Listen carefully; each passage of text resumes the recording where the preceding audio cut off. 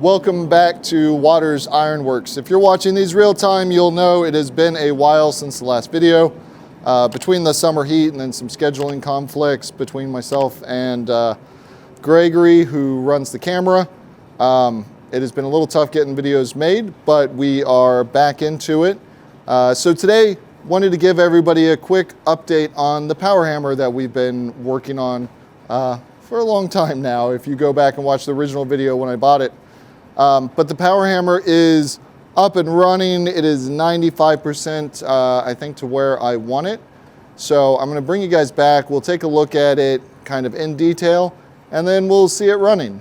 Since our champion #1 hammer here is up and running, let's spend a few minutes kind of really taking a look at all the different parts of it, what's going on. If you're putting one of these together, hopefully this will be helpful on how it all slots together. If you want to just see it running, we'll put a link somehow to tell you where that timestamp is. So let's start with what we've actually got going on overhead. So we hooked this up in the traditional way. We've got a flat belt pulley up there. We've got that hooked up to a jack shaft, which is a, I think, 1.5 inch steel bar. That is hooked up to a V-belt pulley, which is going to our motor, which also has a V-belt pulley on it. And we've got a couple bearings there to let everything spin and go easily. The real trick on this, and one of the big things that we found out, is making sure that what you see up there is the green pulley is large enough. So my motor's running at 1750, 1725, something like that.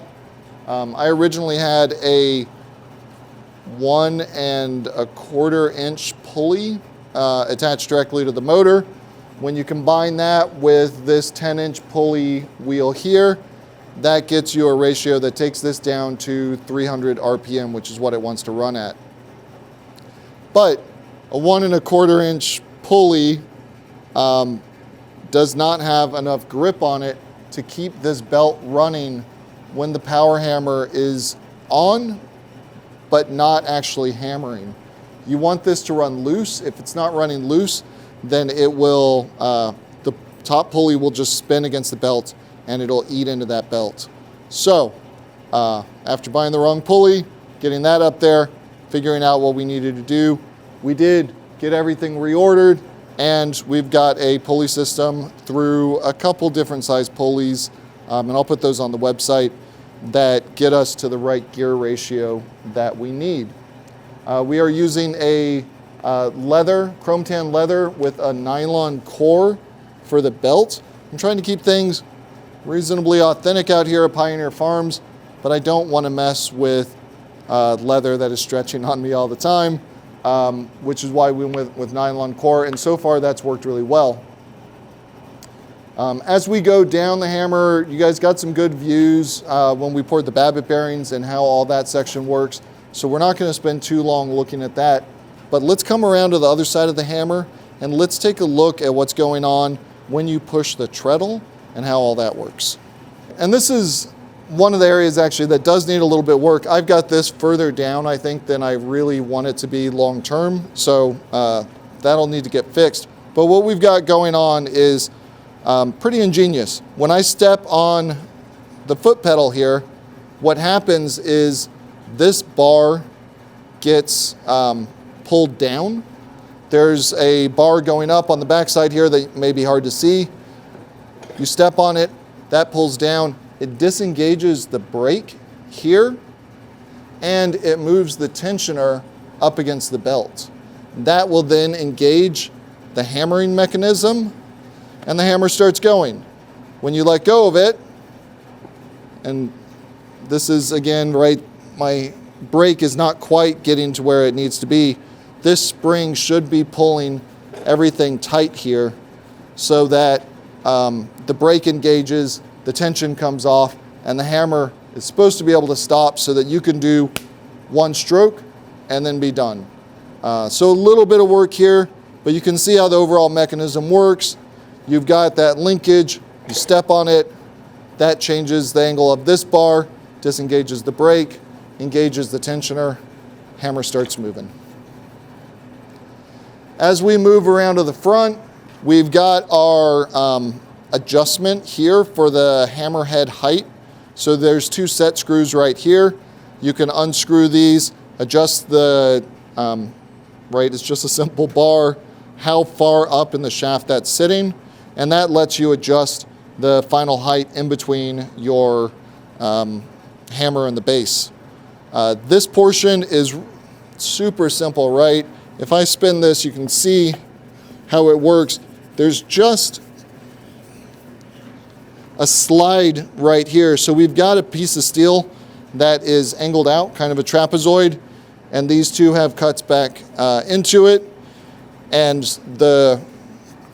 that just works as easier if I take the brake off, as a guide for the hammerhead as it moves up and down. We've got our spring assembly right here. And then as you look down here at the hammer dies, I tried to get some that were somewhat traditional to the original advertisements, and they were set up in this straight configuration. They would have been cast, I think, and they were set up so that you had a sideways piece and then the perpendicular piece right there. Gregory, if you want to come around and get a shot right here, one of the really interesting things about this hammer, or unique things about this hammer, is the angle of these wedges. If you look at something like a little giant hammer, they're going to have an 8% or an 8-degree angle right here. These Champions, or at least this earlier version of them, it's under 2%. So it stays in there, it holds, but there was a lot of back and forth between me and the guy who's fabricating this on what exactly these angles should be in order to make sure that we got them correct. So don't freak out if you see that it is substantially shallower of an angle than you might expect.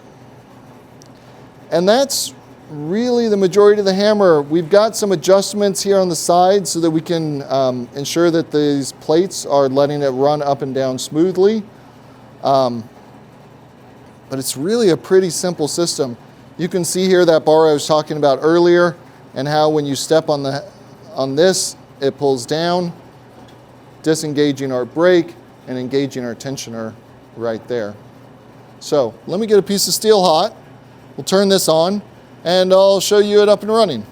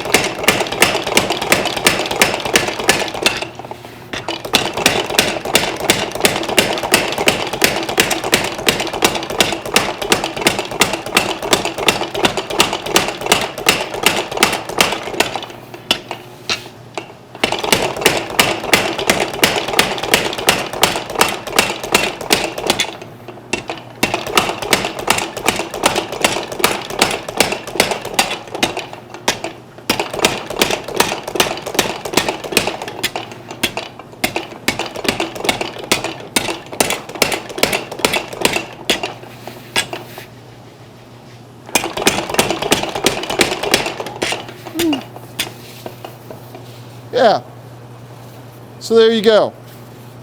Obviously still needs some work. I'm getting some big lines, so I think I need to go in and round off those hammer dies a little bit more than I've got them rounded off. You might have noticed too, there's a couple points where you step on it and the belt tensioning is not quite right, so it doesn't engage fully. Got to work on getting that up and running. But, I mean, this is advertised as the hammer that gets work done, and I would certainly say it lives up to that.